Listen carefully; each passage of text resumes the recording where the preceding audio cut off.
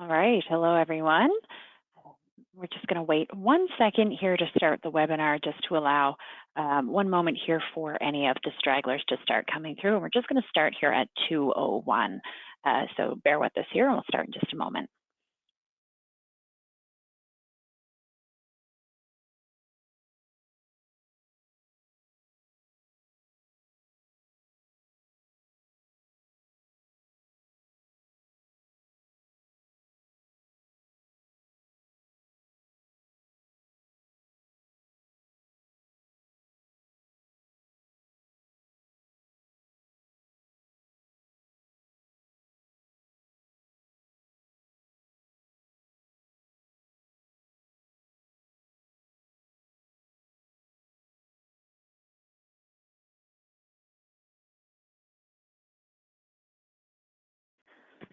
All right, so we are at 2:01 and that's going to be our starting time today.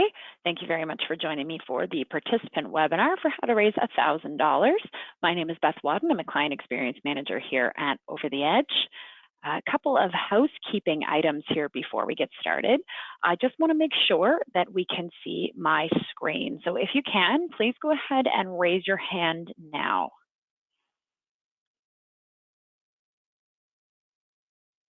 Perfect. Thank you very much.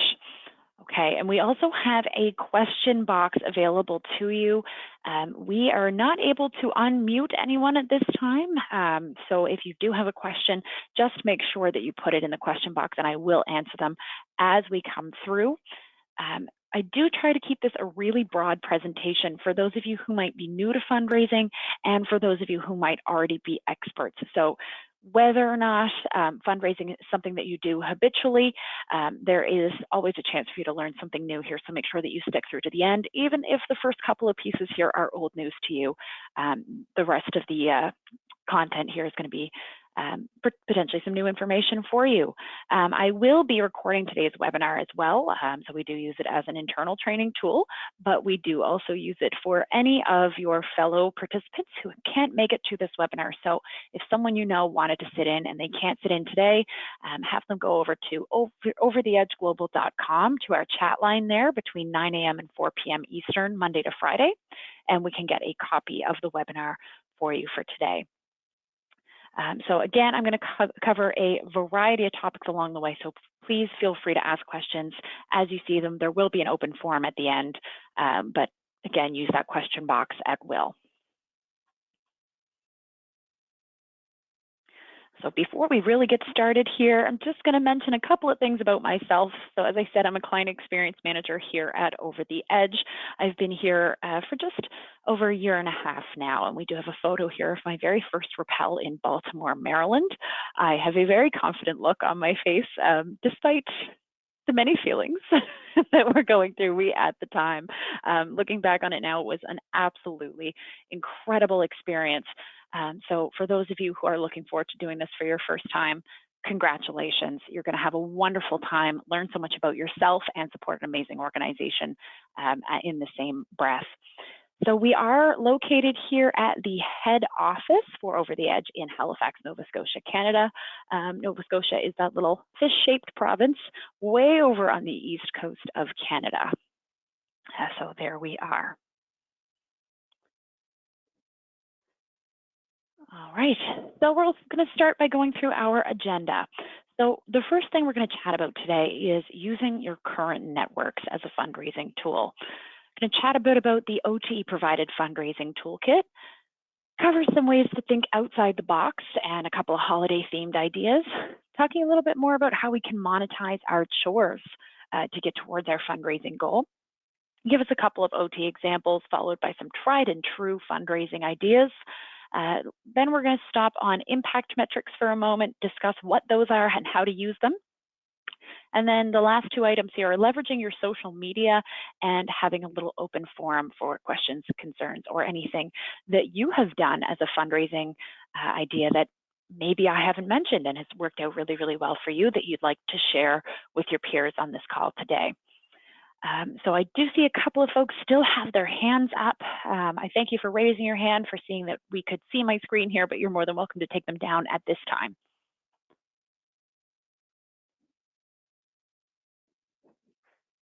sorry there. Before we do, though, I'm just going to give us a poll. And here we are. So this is a poll here just to gauge whether or not we have done peer-to-peer fundraising before. So are we experts on the call today, or are we new to this? So go ahead and select your answer.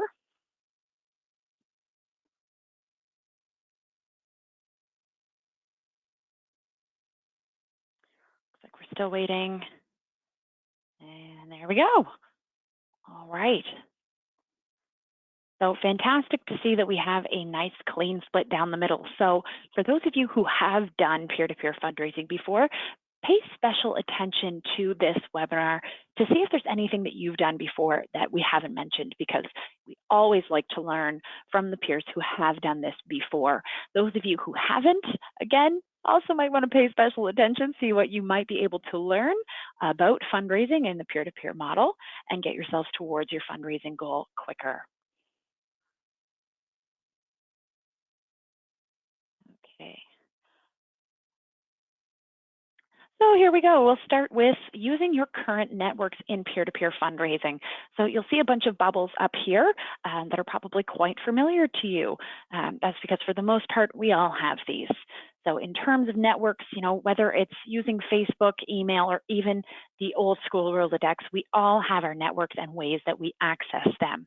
And this is going to be the first place that you start. So you want to let everyone in your circle know about this cool thing that you're doing on behalf of this great organization. So when we go through the rest of all of our examples here, not all the ideas here are going to work for everyone everywhere, but they are ideas for thinking outside of the box and how you can raise some funds. But of course, the core here is going to be your networks. Whatever ways you're using to engage them in your fundraising, these are the people that you're going to want to start with.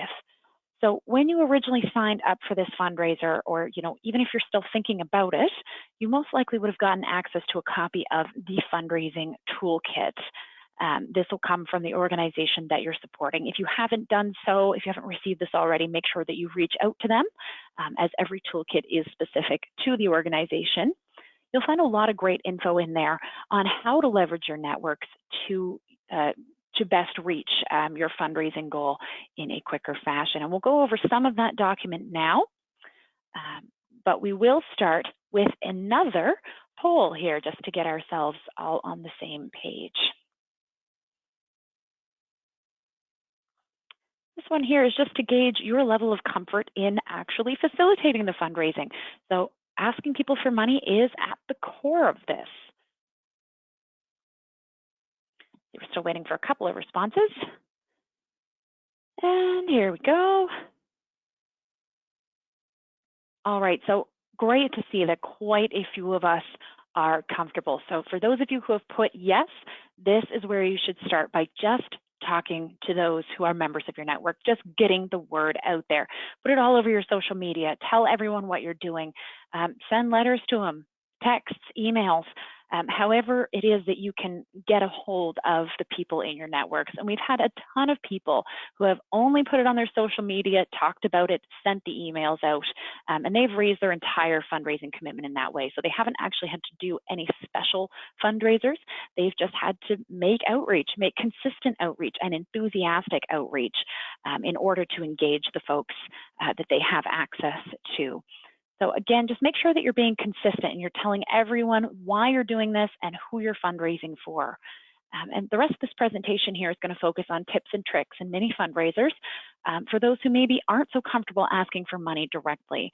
So you can leverage these ideas, these creative and fun opportunities to help you get there. If simply making an ask, sending those calls out, those emails is something that's extremely uncomfortable for you.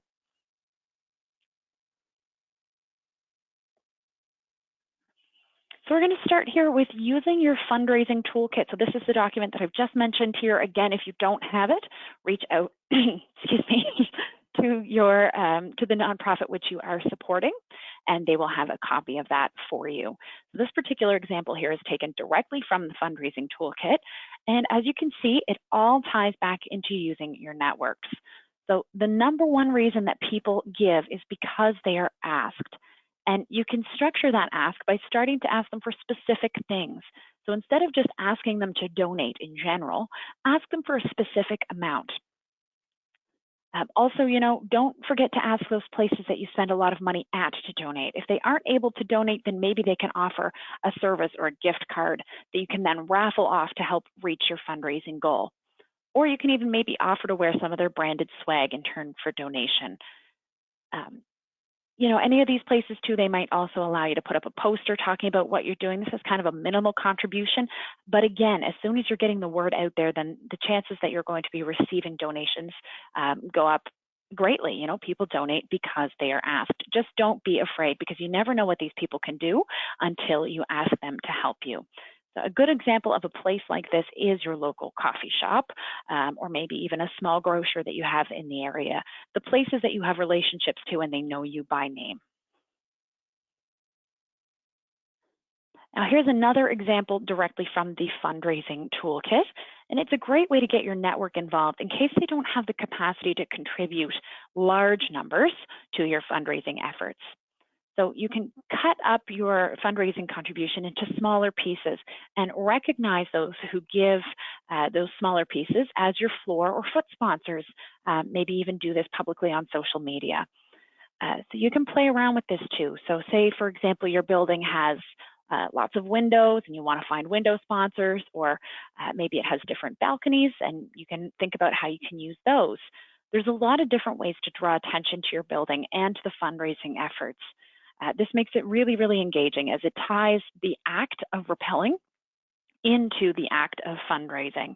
So it really makes things clear to your donors that they are helping you along in the journey.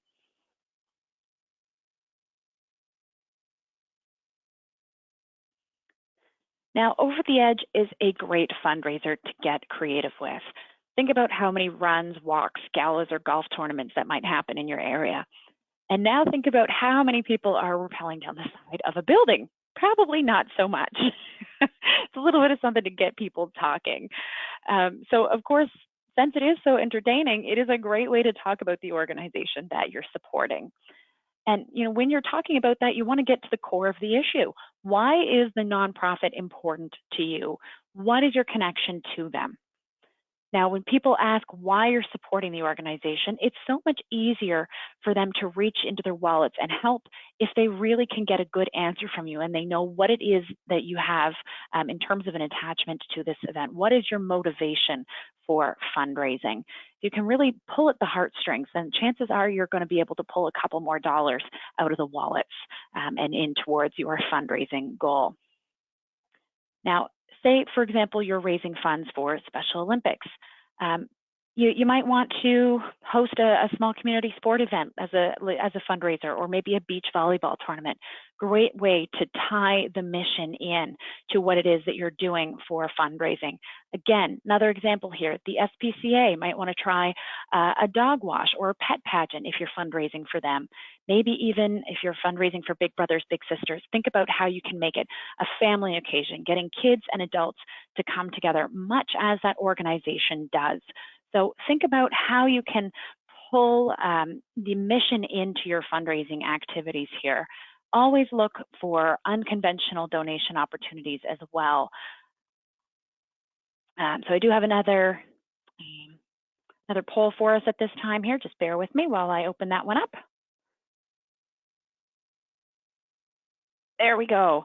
All right, so are you comfortable talking about the mission of the organization? So I want to cover this before we talk about some of those unconventional donation opportunities.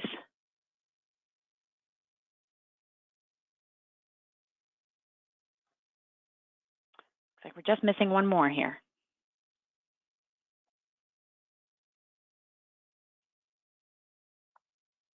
Couple more seconds. All right, so we are missing a couple of responses here, but it does show that everyone who did respond is comfortable talking about the mission of the organization, and that is great. So when you go in, you tie the mission of the organization into the fundraising opportunities that you're putting forth. That makes the event itself much stronger, and all of your intentions behind why you're doing what you're doing much clearer to the donors. And as I mentioned, when you tug on those heartstrings, you can get a little more cash out of that as well. Now, let's move beyond this a little bit and talk about some unconventional donation opportunities. So the first one that I always think about here is corporate matching. So look into your company's corporate matching program or whether they will compensate you for volunteering in the community. This is a fantastic time to get in touch with your HR person and see what options you might have at work. They might also allow you to do mini fundraisers there. So even if they can't give to you in that fashion, if they can't do corporate matching or they're not willing to give you a corporate donation, they can at least give you a platform to make some small fundraisers successful in the confined the confined space of your office there, where you have a lot of donors at your fingertips. Now, some examples for this here are maybe if you work at a place that requires business attire, everyone can dress in their jeans for a $5 donation. You know, just really schedule some time with that HR person and talk about what options your company may have to help you with this. Now, as I mentioned here, that corporate matching program is something to look at, and if you have it available to you, this is always something that you want to mention to your potential donors. Because we've seen it time and time again. If people know that their company will match their donations, they tend to be much more generous. Instead of them just giving you a 10, maybe they'll give you a 20 or a 40 because they know that if they give a little bit more, that is that much more going towards your fundraising goal. Things really do add up quickly. So think about some of those opportunities before you really dive into additional fundraising efforts. So now let's jump into some traditional fundraising efforts. The first ones here that I want to talk about are ones that are linked to holidays. These are really, really impactful because, I mean, just think about it. Think about how many holidays or quasi-holidays we have around that we celebrate, all those Hallmark holidays that folks are willing to spend a little bit on to show the ones that they love, that they care, and celebrate together. So there is usually one every month or so, depending on where you live. A big one here for your birthday. Ask for donations towards your fundraising goal. Always put that out on social media. Put that out to your family and friends. If you have everything that you need, why not use your birthday as a wonderful fundraising opportunity? Valentine's Day is coming up, so think about that. Maybe this week you can start something where you're delivering chocolates, candies, flowers, or singing telegrams even for a donation fee. As we heard in another webinar, we had a woman from Amarillo, Texas, who decided to put together candy mugs for Valentine's Day, and she sold them around her office. And just in doing that, she raised $500, which was half of her fundraising commitment. Then her company, she looked into a corporate matching program with them, and they were able to match those funds. And from that $500, it then turned into $1,000, and there it was, her entire fundraising commitment in this one fundraiser. So Valentine's Day, birthdays, those are great things that might be coming up for you to look at in terms of creating fundraising opportunities. Another two that are on the way here, St. Patrick's Day and Easter. Think about how you can have fun with that. People love to party on St. Patrick's Day. So if you host a St. Patrick's Day party with food and beverage, think about charging entry fee for that, or even doing something fun like creating an Irish stew for folks to purchase for those who might not want to make themselves a lunch. Easter, maybe host an Easter egg hunt. Those are super fun and always very easy to do, and you can get the kids involved as well, and that's definitely going to make the draw quite a bit bigger if you have something for the kids. So again, just be creative with your idea. These mini fundraisers may bring you a few $100s, and that's going to put you much closer to your fundraising goal. So here are some chores for change. So all of these here are things that we don't necessarily like to do. So why not offer your services to those dreaded chores and help raise some funds? So these are just some ideas that people aren't typically a fan of doing, and they might be very happy to pay you to do them instead. So our first one here is dog walking, especially this time of year. Up here in Canada, the weather is absolutely miserable. I know that quite a few people around here with pets would love to have that kind of assistance. Seasonal chores. We're in the winter season up here, as I mentioned, so shoveling snow, laying down salt or sand, those are great options. With spring coming around too, grab out your power washer, think about some ways to help with trash removal and cleaning gutters. Really anything that people need to be doing around these times of year. Think about how you can lend your services to that. If you have a truck, think about taking large items to the dump or helping people move. I myself do not have a truck, so when it comes to moving, that can be extremely expensive. So I rely on the help of family and friends with trucks. So think about people who are in similar situations. You can even lend your services to those who are super busy with picking up their groceries, doing dry cleaning or general errands. And the last one I put here is something that I am particularly horrible at, assembling IKEA furniture. So if you have someone that you know who's perhaps moved into a new place, or they are setting something up to help themselves get organized this time of year with spring cleaning just around the corner, purchasing something that needs to be assembled and you're good at it, boy, oh boy, would I ever pay you for that. So think about how you can lend a helping hand in exchange for some donations. Excuse me. All right, so now we're going to talk a little bit about some OTE examples. So things that OTE staff have done and what we have been able to get out of them. So our first example here is an ice cream social from a former client experience manager, Melanie Brister. And she did this for our Rope for Hope event here in Halifax. So her particular fundraiser was a pay what you can, and it happened in a church parking lot in the middle of June. And this church is right downtown in a fairly well-trafficked area, so she had lots of people going by. She went to a local grocery store and had the supplies donated, so she had the ice cream, the cones, the toppings, and then she leveraged her social media and invited all of her friends and family to come and participate. Now, she gave people a few weeks' notice so that everyone knew what she was doing as well, so no one was left out of the loop. This particular fundraiser raised $550. So with your $1,000 fundraising commitment in most cases, that is over half. A couple other examples here are a yard sale and bottle recycling. So the yard sale and the recycling were both hosted by current client experience manager Karen Loiseau. For the yard sale, she stored all of the donations in her office. You can see that lovely photo here of what we had to put up with for a couple of months. And she asked all of our friends and family, asked all of her friends and family and shared what she was fundraising for.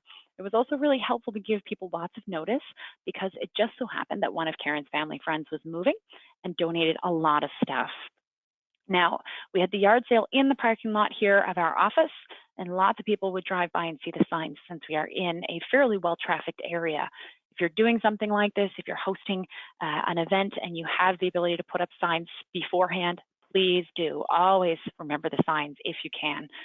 Gives people lots of notice. Now, they also advertised it on their social media pages and on Kijiji and Craigslist. They made a Facebook event and kept updating it with pictures, letting people know what kind of things would be there. Of course, like any yard sale, things were very much priced to sell, so keep that in mind when you are setting things for a yard sale in your raising funds. Make sure that things are priced very, very well. Now, Karen also kept in mind the art of the combination fundraiser. So while she had this yard sale and it was hosted around dinner time on a Friday afternoon, she also had the presence of mind to cook some hot dogs on our office barbecue and sell those for a minimum donation to hungry prospective buyers. This little side gig made an additional $60. So remember to always be creative and think about how you can make more. Now, following the yard sale, Karen again thought of the art of the combination fundraiser here and found a couple on Kijiji who was willing to come after the sale and give her $60 for all of the remaining items that they could then resell. And this again was another creative way to make more. I'll show you how much that particular fundraiser made here. That is $680. So that is very well over half of her particular fundraising commitment. Now, the bottle recycling is a great reminder here that not all of your fundraisers need to be big ones that require a lot of time and effort. Again, Karen stored this stuff in her office. It was a disaster. for quite some time. So enjoy these photos here. But she put the word out to friends and families that she was going to be collecting the bottles and recycling them. She'd, again, store them in the office, and she'd take a trunk load in every so often. She had friends and family drop them off either at home or at work, and she collected the funds when she dropped them off at the recycling depot. Now, in just 1 week, she took a trunk load and came home with $11. Now, this doesn't seem like a whole lot, but it does add up and it requires very little work. So $11 every couple of weeks, she came away with $300 at the end of the day. So it truly is amazing when you think about how many opportunities are available to you as a fundraising individual or group. So here are a couple of my favorite ideas to get you started. First, social media is an awesome resource, and you can best make use of this by taking on the Give or Go challenge here, which is what this particular graphic is for. And here's how it works. So the first is you share that you're going to be going over the edge. You can create a little video or share a really interesting photo, just promoting the fact that this is what you're doing. Then you're also going to be tagging and challenging. So tag your friends, tag the people that you want to go over the edge with you or you want to be giving a donation, and then challenge them to do either one of those. So our step 2 here is to challenge them to either give or go.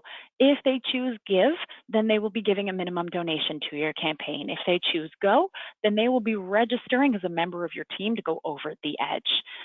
Now, step 3 here is either if everyone gives to you, you reach your goal, or if you have everyone join you, then you're going to have a huge team and a lot of success for this wonderful nonprofit that you are raising the money for. So that's one great fundraising idea to go ahead with at this time. So it's nice and easy, just sharing a little something on social media and seeing where that goes. Always be careful, though, to change the privacy settings on these posts. There's lots and lots of information available to you online on how to do that, to just change the privacy setting on that particular post so that it can be shared around. If you want something to go viral, if you really want to have a good challenge around your friend group and your community, then you want to make sure that your posts are shareable. Now, the next one here that I have is just a whole list of fundraising options. There's absolutely no shortage of options, just a few from A to Z here, starting with afternoon tea and ending with a zombie dance party. So you can really get creative with this. You know, have a nacho party, do a spa day, think about how you can do a dog wash or a group dog walk. Lots and lots of options for you, honestly, from A to Z. Now, moving on from this here, a couple more tried and true ideas. So you see here that we have a spring cleaning garage sale. Spring cleaning is just around the corner. You might want to take a page out of Karen's book and host a yard sale to get you towards your fundraising goal. Try a cornhole tournament, especially if you are down in the south. Lucky, lucky, lucky folks enjoying the beautiful weather down there. Host yourselves a cornhole tournament. Think about a clothing swap as well. Lots and lots of people have too much in their closet that they just don't wear. So how you can get all these folks together, raise some money, and also walk away with some adorable clothes that maybe you know, your friend wouldn't have worn sitting in the back of their closet there. Or the Give It Up challenge. Super easy. Just pick something and give it up. Maybe that's your morning Starbucks. Instead, you're going to buy a big thing of Starbucks coffee and make it at home. And you just take that change and put it right towards your fundraising goal. So think about what you can give up. That's just a very tiny, tiny little inconvenience to you, and put it towards your fundraising goal. You can ask friends to do the same thing. Just another side note here, that Give It Up challenge does tie in fairly well to Lent. If that is something that you feel comfortable fundraising during, then if someone is giving something up that they typically spend money on, you can ask them to donate what that would typically cost them to your particular fundraiser. Now, here are a couple tried and true ones that we're just going to chat about in some more detail. Take a sip of water before we dive in, so just give me one moment here. All right, thank you very much. Our first one here is to buy a square. So this one here can be done on social media as well, super easily. So you want to set your price per square. Maybe that's $2, $5, or $10, depending on how many squares you have. You want to set your time frame as well. So that's maybe a week or until all the squares are sold out. You're going to want to set your number of squares and upload a picture to either an email thread. If you're doing this around the office, tack it up on the office board or put that out on social media. People can buy as many squares as they like and pick their numbers, which is the biggie here. And the winner will be getting half. So it is very much like a 50-50 draw, but they just get to pick their numbers. So you can do this multiple times before your event and even increase the stakes. So maybe your first one only has 10 squares, so people have a 1 in 10 shot of winning. And then your next one is maybe 100 squares, 1 in 100 shot of winning, but a lot more money at play. So here's another fun fact. Oh, sorry, we'll go back. Here's a quick fun fact about that one. If you live in a rural area, you might consider a fundraiser similar to this called Cow Patty Bingo. And yep, that's just like what it sounds. Ask a cattle farmer in your area if you could use a field and paint a grid on said fenced field and then let a select few cattle graze there. Participants can purchase the numbered squares, similar to the example above, and wherever the cows decide to lay their patties on that particular day, those squares will be the winners and they'll walk away with some cash. Another option here is to auction off a donated item. So anything that you can have donated can easily be used to raise funds.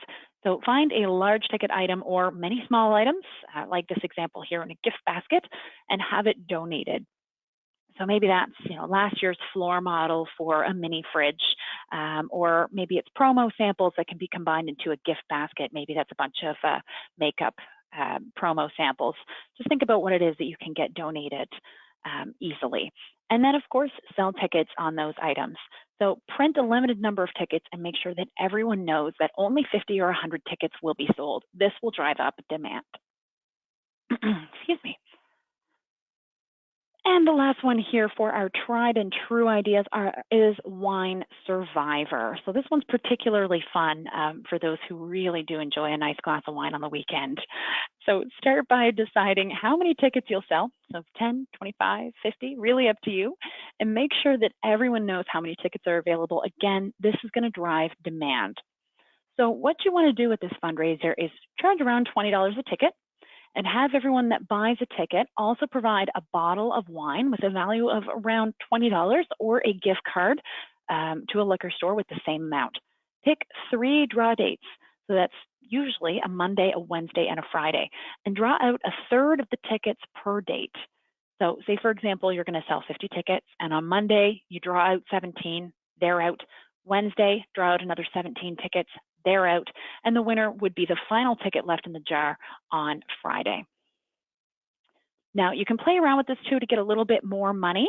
So say for an example here, you've drawn out the first third of the tickets on Monday, and some of those ticket holders, they're not happy with that. They want a chance to buy back in. They want to get back in the race. Well, you can sell them a new ticket for $10, and they can go right back in. And they can do that for the first draw and for the second draw as well. Again, no, the last ticket in the jar on the third draw date will still win. So allowing people to buy back in for $10 helps you raise more money with this particular fundraiser. Now that we've talked about all of those fundraising opportunities, I want to talk about impact metrics, which are going to be key to the communication that surrounds your fundraising ventures here. So what impact metrics are a quantifiable way of showing your donors what money raised will actually go back to support. So some examples here, if you are raising funds for Habitat for Humanity, you'll see here that $10 equals a box of nails. So that's something that you can communicate to your donors. If you donate $10, you are supplying a box of nails to a house building project. Think about maybe if you're raising funds for someone who works with cancer patients. So $100, that's going to buy a wig for a cancer patient. These things are so much more impactful than simply saying, hey, I'm raising funds for this organization that does this.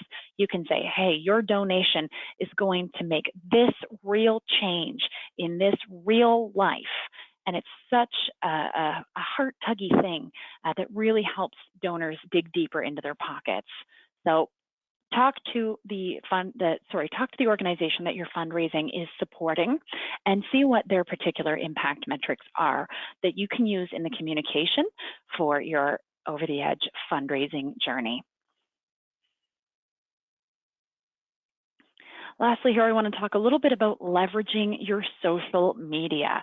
So social media is going to be a large component of your fundraising, although I must stress social media alone is not expected to have you raise your entire fundraising commitment. You want to combine that with fundraisers or with personal asks, really just one piece of your toolbox when it comes to your fundraising endeavors here. So now when you're fundraising on social media, it is crucial that you always include a link to your fundraising page, no matter what. This way, interested donors have an easy one-click way to donate as opposed to searching through cyberspace to find you. If you make it easy for people to donate, they will donate at a much greater level than those who have to go through a lot of trouble to do so. Now, you also want to make sure that when you're posting often. In marketing, there's a little something called the rule of 7. It's a relatively common theory, and it states that it takes a minimum of 7 touch points to ensure that potential buyers remember you. Now, if you replace donors in that buyers sentence, that is 7 touch points before someone donates to you. So, of course, this applies to fundraising as well, as you're essentially marketing your participation in this upcoming OTE event. So posting often means that potential donors are aware of what you are doing, and they'll remember that you're going over the edge. And this awareness, again, leads to much greater fundraising success and engagement. So although you're posting often, you don't want your content to get stale, because if it gets stale, then that rule of 7 goes right out of the window. Stale content leads to a loss of interest and might even annoy potential donors away through repetition.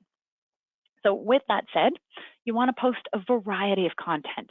For those less comfortable with posting, maybe try some of these OTE post anchors. So I've got 2 of them here for you. This one here is reached my 50% goal here. So if you are halfway through your fundraising commitment, you can post something like this. We have these available to you. You can get them through our chat line at overtheedgeglobal.com. Now, these can tell your donors where you are and encourage them to continue to donate. Or you can try something like our announcement graphic, this one here, to announce that you are going over the edge. If you're not going to be using these, that's totally fine. You can make your own things, make videos, tell people from the horse's mouth why you are going over the edge. You want to keep your content engaging and different, so layer that up with posts about what the nonprofit is doing, share some articles. You're also going to want to share some photos of you as you go towards your fundraising journey. Sharing videos, again, absolutely huge, as I mentioned. So always make sure that you're tugging on the heartstrings and persuading the donors to give out of the goodness of their hearts. Talk about your passion for the mission, share impact metrics, and underscore donation impacts. Share articles and posts from the nonprofit, as I've mentioned, and just give your donors proof of the change that their donations are fostering. Lastly, get folks involved with your fundraising. Social media is a social platform, so don't just have it be you going around and announcing to the world that this is what you're doing. Engage people in that. Make it a movement. Encourage them with sharing challenges and activities like the Give or Go challenge that I mentioned earlier. And it's important to remember to change the privacy settings. I said that once and I'll say it again for anything that you want to be shared. So maybe everything that you're going to be putting out for Over the Edge, just make sure that you are altering those privacy settings, making sure that they can be shared and changing them public. Every time a post of yours is shared, your post is going beyond your current network and being exposed to the network of those who are supporting you. So people that you've never met before, people that might have another deep connection to the organization. You know, you just want to make sure that you're getting the message out there. So we have reached the end of this webinar here as far as my chatting goes. So I've got a couple of takeaways here just for you to keep in mind, since this has been a relatively long presentation with a lot of information in there. So first and foremost, know what you're fundraising for. Practice talking about the mission, the vision, and the impact metrics of your organization. Ask, ask, ask. The number one reason why people donate is because they're asked. So ask everyone that you can. Make it very clear. Don't be quiet about your engagement in the Over the Edge event. Use your networks strategically. Be consistent. And lastly, have fun with it. Really, host creative fundraisers and get the community involved. So now we've got some time to chat. For anyone who wants to ask a question here, if you don't have anything at this point, that's totally fine. But if you've done something for a fundraiser here as well that you have not seen in this presentation, definitely let us know now. If you think of something later on, you can always email it to clientexperience@overtheedgeglobal.com, since we always love to update the content in this webinar. So just let us know. I'll give us a second or two here for anyone that wants to jump in. And if not, then thank you very, very much for joining me.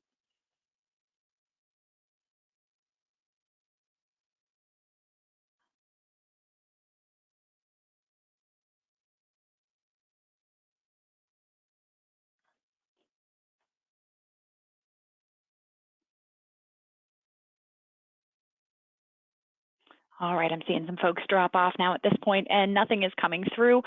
So again, thank you very, very much for joining me. I hope you have a fantastic day.